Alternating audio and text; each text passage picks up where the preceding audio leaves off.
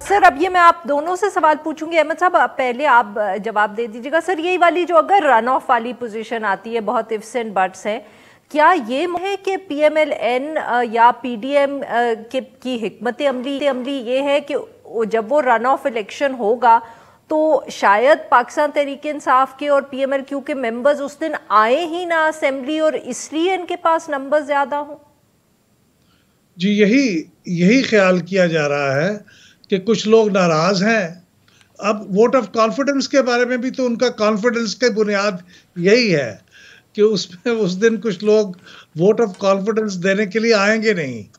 जब वो आएंगे नहीं तो फिर वो उनके लिए ये साबित करना मुश्किल हो जाता है कि वो डिफेक्ट कर गए हैं, क्योंकि वो एब्सटेन तो नहीं कर रहे, वो तो गैर हाजिर हैं।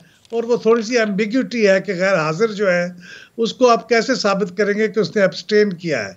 तो यही कैफियत उस दिन होगी जब इलेक्शन हो गए, तो उस दिन कौन किसकी पार्टी के कितने लोगों को गैर हाजिर करने में कामयाब हो जाता है, असल मुकाबला इस बात का होगा। और उसमें पीएमएलएन का ख्याल ये है कि हम पीटीआई के कुछ लोगों को गैर हाजिर करने में कामयाब हो जाएंगे, जो हमारे गैर हाजिर होने वाले उम्मीदवार जो मेंबर होंगे उनसे ज़्यादा होंगे। तो इस तरह की उम्मीदें हैं जिसकी बुनियाद पे वो सोच रहे हैं कि वो इलेक्ट हो जाएंगे। आप अंदाज़ा कर सकते हैं कि इस तरह जो इलेक्ट होगा चीफ मिनिस्टर, हाँ वो इस तरफ का हो या उस तरफ का हो, जो कुछ लोगों की गैर हाजिरी की बुनियाद पे इलेक्ट हुआ हो, उसकी क्या स्टेबिलिटी होगी और उसके नतीजे में क्या सही। मसला किस हद तक हल होगा।